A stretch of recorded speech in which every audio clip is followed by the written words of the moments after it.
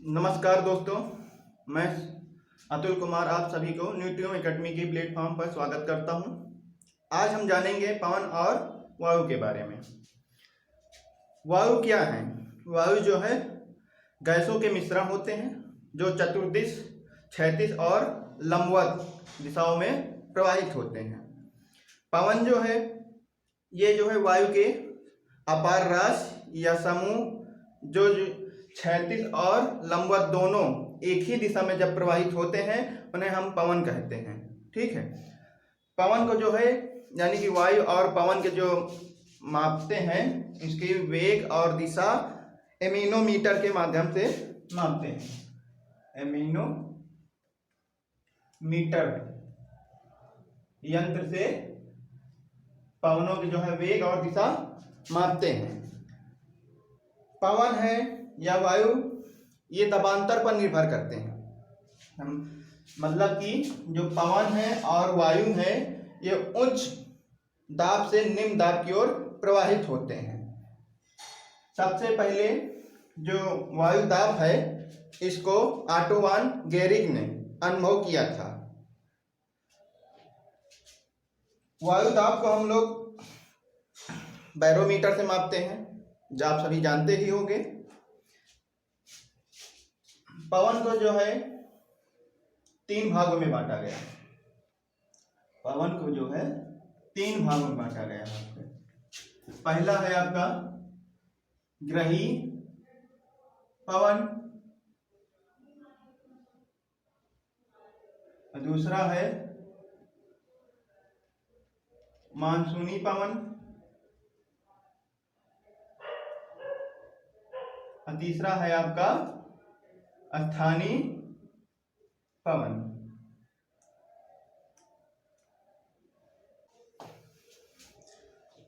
ग्राही पवन को हम लोग 3 भागों में पढ़ते हैं। पहला है व्यापारिक पवन, दूसरा है आपका पछुआ पवन, और तीसरा है आपका ध्रुवी पवन। मानसूनी पवनों को 2 भागों में बांटा गया है। पहला है ग्रीष्म कालीन पवन यानी ग्रीष्मकालीन मानसून, दूसरा है आपका शीतकालीन मानसून।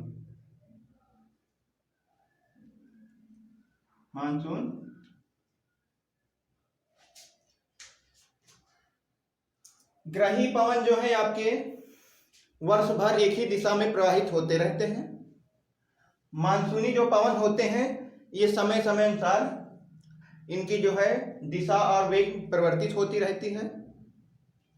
स्थानीय पवन जो है आपके जो है क्या कहते हैं किसी क्षेत्र पे आते रहते हैं। हर क्षेत्र में अलग अलग अपना हवाएं चलते हैं जिसको हम लोग स्थानीय पवन कहते हैं।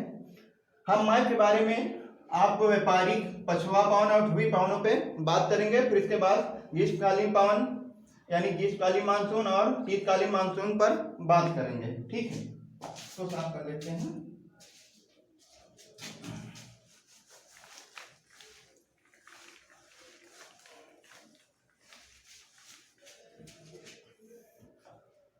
हमने बताया जैसा कि आपको कि पवन जो है दाब पर निर्भर करता है। उच्च दाब से निम्न दाब की ओर प्रवाहित होते हैं। पवन और ताप में इसके विपरीत संबंध होता है। अगर दाब उच्च है तो ताप निम्न होगा। जैसे आपका दाब उच्च है तो जो तापमान है आपका निम्न होगा, और अगर आपका दाब निम्न है तो तापमान उच्च होगा। ठीक है, ये मत समझ कह देना कि जो है उच्च तापमान से निम्न तापमान की ओर पवन प्रवाहित होते हैं। ये नियम गलत हो जाएगा, क्योंकि नियम हमेशा यही कहता है कि जो है उच्च से निम्न की ओर हमेशा प्रवाहित होती है, चाहे दाब हो चाहे ताप हो। यहाँ जो है दाब पर निर्भर है। आइए बात करते हैं। दाब को जो है 4 पेटियों में बांटा गया है।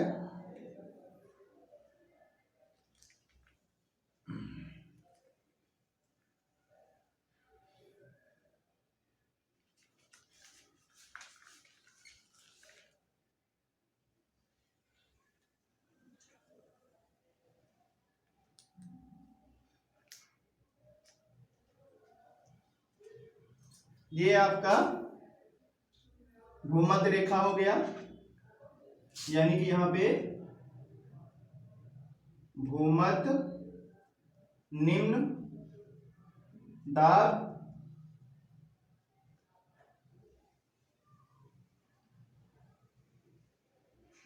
ये 0 डिग्री होगा।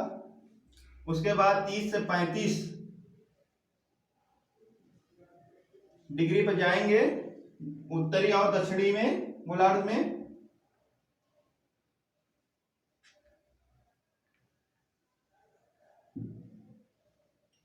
तो यहां पे कुपोषण उच्च दाब क्षेत्र होगा। ठीक है।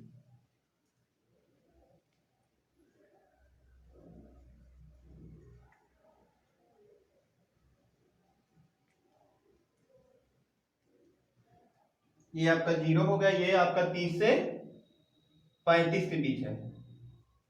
ठीक है। इसके बाद 60 से 65 के बीच में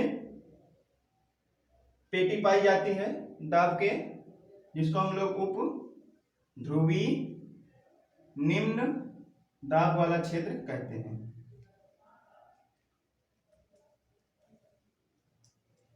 इसी प्रकार 60 से 65 डिग्री दक्षिणी गोलार्ध में जाएंगे, वहां भी आपका उप ध्रुवी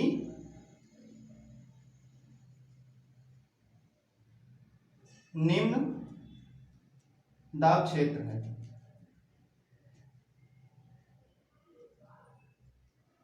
ठीक। ये आपका जो है जो ध्रुवी है, ये आपका उप का ध्रुवी उच्च दाब क्षेत्र है, यानी कि 90 डिग्री जाएंगे उत्तरी गोलार्ध और दक्षिणी गोलार्ध में, तो आपका ध्रुवी उच्च दाब क्षेत्र है। हम इन्हीं माध्यम से जानेंगे व्यापारिक पवनों के बारे में, पछुआ पवनों के बारे में और ध्रुवी पवनों के बारे में बात करेंगे। जो हमारे व्यापारिक पवन है, ये क्षेत्र इनका ये यहाँ पे आपके व्यापारिक पवनों का क्षेत्र होगा, यानी यहाँ व्यापारिक पवनों चलते हैं।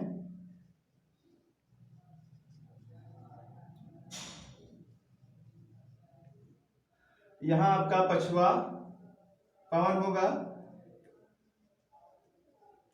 यहाँ भी आपका पछुआ पवन होगा, यानी कि क्षेत्र में पछुआ पवन चलते हैं। अभी हम आपको बताते हैं। ठीक है। यहाँ ध्रुवी पवन चलते हैं, यहाँ भी ध्रुवी पवन चलते हैं। हम आपको इनके दिशाओं के बारे में बात करेंगे। फेरल का नियम है, उन्होंने जो है इसकी दिशा को ज्ञात किया या बताया है। इसने इस नियम में ये बताया है कि जो हवाएं उत्तरी गोलार्ध की ओर चलेंगी, उनकी दिशा जो है दाएं ओर होगी, और जो हवाएं या पवन दक्षिणी गोलार्ध की ओर चलेंगी, उनकी दिशाएं बाएं ओर होगी। कहने का मतलब ये है कि अगर ये उत्तरी गोलार्ध की ओर चलेंगे तो इनकी दिशा दाएं ओर होगी, और अगर ये दक्षिणी गोलार्ध की ओर चलेंगी तो इनकी दिशाएं बाएं ओर होगी। ये फेरल का नियम है। इसी आधार पर इनकी दिशा वेग को दर्शाया गया है। आइए हम बताते हैं। ये आपका उच्च क्षेत्र है। अब भूमध्य यानी कि यहाँ पे निम्न क्षेत्र है, तो हवाएं जो है उच्च से निम्न की ओर चलेंगी, जिनकी दिशा जो है उत्तर पूरब से दक्षिण पश्चिम की ओर होगी। यानी कि उत्तरी गोलार्ध में जो व्यापारिक पवनें हैं, इनकी दिशा उत्तर पूर्व से दक्षिण पश्चिम की ओर होगी। इसी प्रकार दक्षिण गोलार्ध में जाएंगे तो इनकी दिशा दक्षिण पूर्व से उत्तर पश्चिम की ओर होंगी। हमारी पृथ्वी जो है घूर्णन के कारण, यानी पृथ्वी के घूर्णन के कारण इनकी दिशाएं बदलती रहती हैं, घूमती रहती हैं। अब बात करें व्यापारिक पवन को, जो है व्यापारिक, यानी इन पवनों को व्यापारिक पवन क्यों कहा गया। इसका रीजन ये है कि जो इस क्षेत्र के लोग हैं, जो यानी कि कर्क और मकर रेखा के बीच में जो क्षेत्र है, यहाँ के लोग जो है कम ईंधन में जो जलयान होते हैं, यानी कि नाव होते हैं, उनको इन्हीं दिशा में अपना जो है हल्का से बल देकर, यानी कि ईंधन देकर ये इन्हीं हवाओं के जो है दिशा की ओर चलती रहती हैं, यानी कि ज़्यादा इन्हें एनर्जी की जरूरत नहीं पड़ती है, इन्हीं हवाओं के द्वारा व्यापार करते हैं इस क्षेत्र के लोग, इसी वजह से इन्हें व्यापारिक पवन कहते हैं। बात करें पछुआ पवनों की, तो इनकी जो है दिशा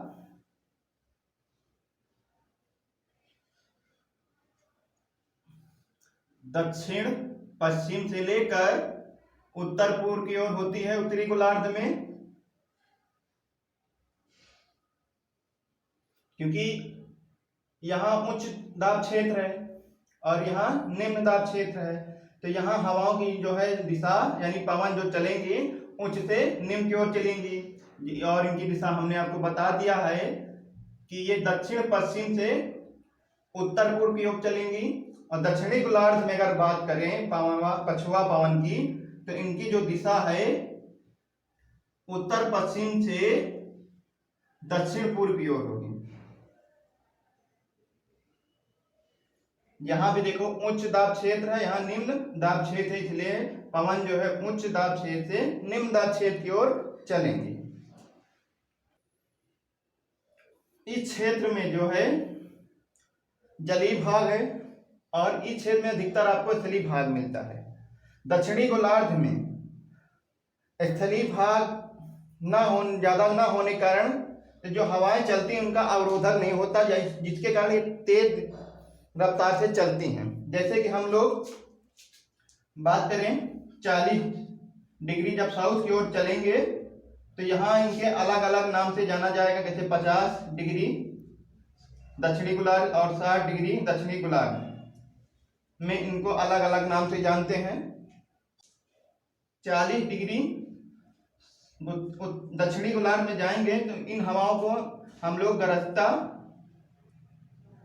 चालीसा कहते हैं, चालीसा कहते हैं। जब 50 डिग्री दक्षिणी गोलार्ध में जाएंगे तो हवाओं का और तेज हो जाएंगी, जिसके कारण हम लोग प्रचंड या भयंकर 50 कहते हैं।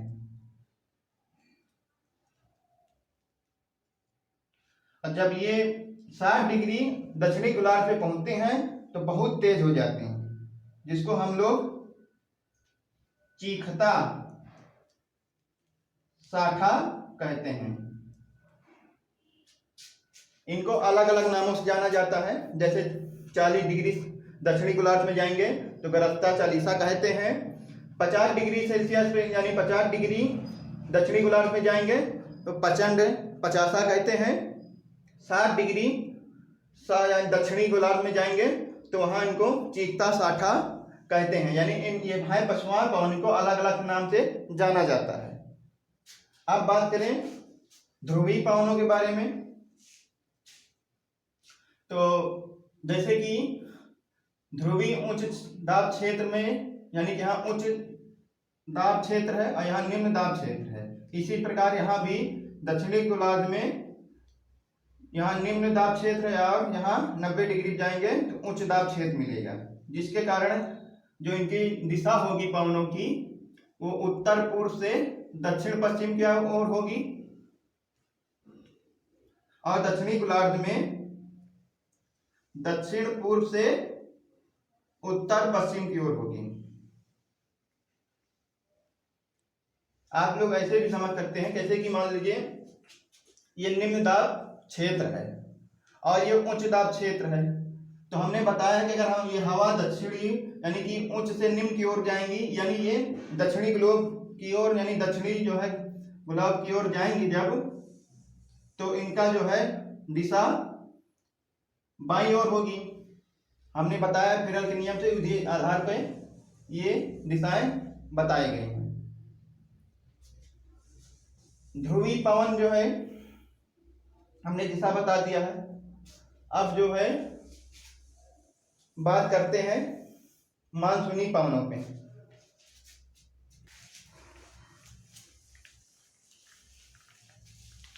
मानसूनी पवन जो है दो प्रकार के हैं।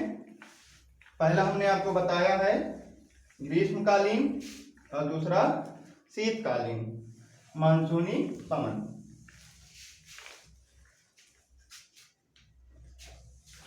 जैसा कि ये पृथ्वी है,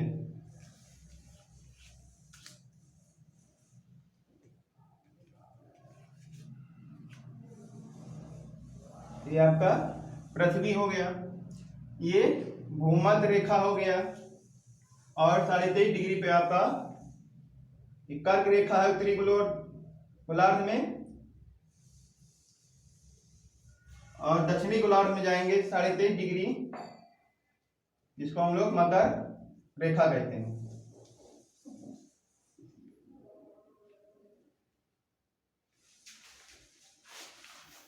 तेईस यानी कि 21 जून को सूर्य जो है कर्क रेखा पर लंबवत चमकता है, यानी दिन बड़ा होता है, गर्मी अधिक होती है, जिसके कारण जैसे कि अगर यहाँ गर्मी यानी तापमान अधिक होगा तो जाहिर से बात दाब जो है निम्न होगा। अब इसके विपरीत जो है यहाँ सूर्य की किरणें कम पड़ेंगी, यानी तापमान आपका कम होगा और दाब अधिक होगा। दाब यानी कि पवन जो चलेंगी उच्च दाब से निम्न दाब की ओर चलेंगी, यानी यहां पर हवाएं कर्क से यानी मकर रेखा से कर्क रेखा की ओर चलेंगी, ये हवाएं। इसी कारण जो आपका कर्क रेखा यानी यह क्षेत्र है, आप देखते होंगे कि जून के बाद यहाँ बारिश अधिक होती है। और इसके विपरीत जब सूर्य जो है आपका 22 दिसंबर को मकर रेखा पर लंबवत चमकता है, ठीक है, तो यहाँ पर ताप क्या होगा, अधिक होगा, और ताप कम होगा। और यहाँ जो है ताप कम होगा और दाब अधिक होगा। तो यहाँ हवाएं जो है आपकी उच्च दाब से निम्न दाब की ओर चलेंगी, यानी कि जो हवाओं की दिशा होगी वो जो है आपकी कर्क रेखा से मकर रेखा की ओर होगी। इसी वजह से इस क्षेत्र में जब उत्तरी गोलार्ध में ठंडी पड़ रही होती है तो यहाँ बारिश होती है। जब यहाँ जो है क्या कहते हैं ठंडी पड़ती तो इस क्षेत्र में यानी कि यहाँ पे गर्मी क्षेत्र होता है और यहाँ बारिश अधिक होती है। हम आपको बताएंगे जब भारत का जो है मानसून पढ़ाएंगे तो वहाँ बताएंगे कि वहाँ जो है कैसे आपका जो गर्म हवाएं हैं, बारिश की गर्म हवाएं चलती हैं, पवने हैं, सब आपको वहीं सब बताएंगे, ठीक है। उस पर कैसे हमारे भारत में दो मानसून हवाएं हैं, एक आपका दक्षिण पश्चिम मानसून है और दूसरा आपका उत्तर पूर्व मानसून हवाएं चलती हैं, जिसके कारण बारिश होती है। तो हम आपको भारत जब पढ़ाएंगे मानसून तो वहाँ हम आपको बताएंगे। और तीसरा है आपका स्थानीय पवन। हमने बताया है कि स्थानीय पवन जो है आपके किसी क्षेत्र में यानी किसी एक विशेष आसपास जहाँ हवाएं चलने वाले हम लोग स्थानीय हवाएं कहते हैं।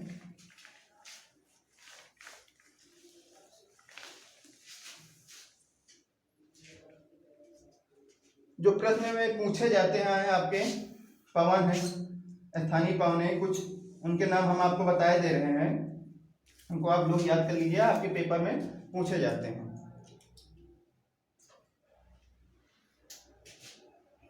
जैसे कि आपका पहला हो गया चिनूक। जो चिनूक पवने हैं ये आप कहाँ चलती हैं, अमेरिका में।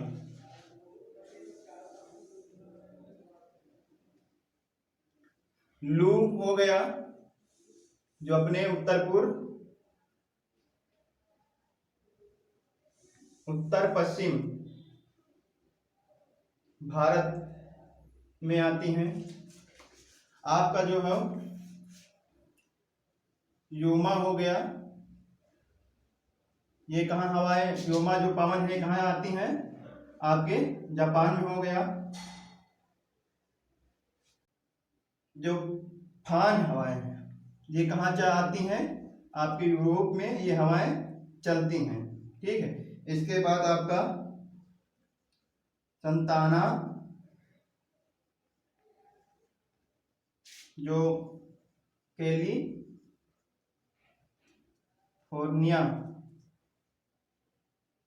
के पश्चिम में ये हवाएं चलती हैं। उसके बाद आपका हो गया खमसीन हवाएं, यानी खमसीन पवन जो आपके कहाँ चलती हैं, मिस्र में चलती हैं।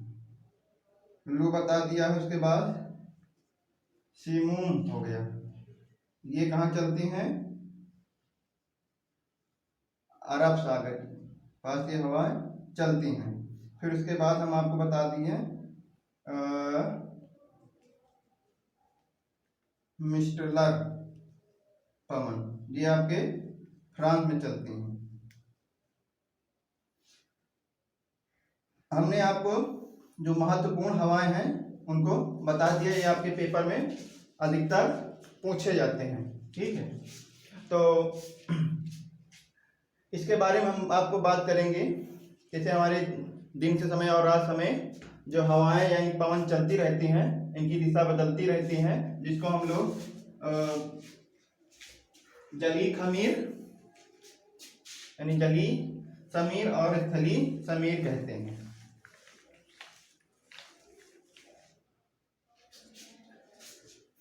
जैसे कि आपका ये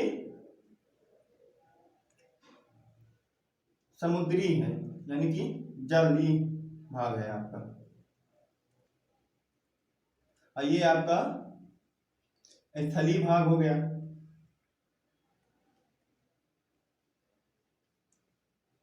जब दिन होता है यानी कि सूर्य निकलता है,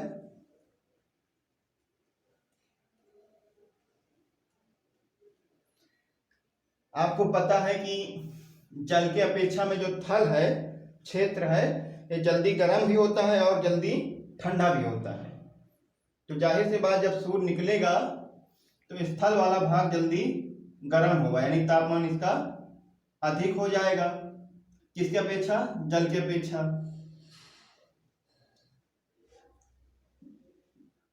और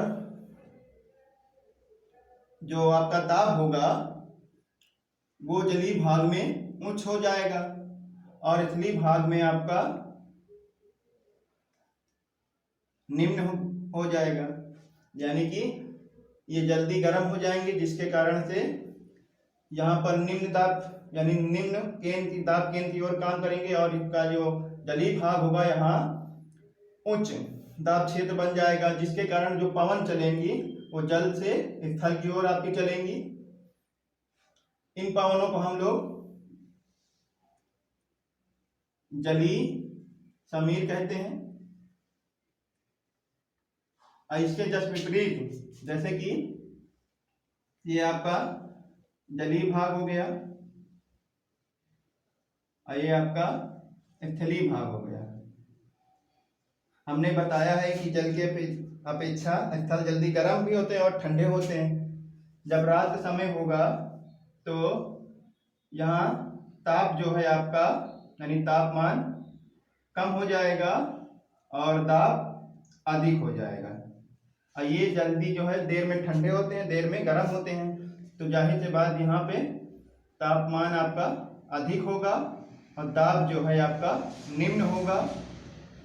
हवाएं जो है रात में उच्च से निम्न की ओर चलेंगी, जिसको हम लोग स्थलीय समीर कहते हैं।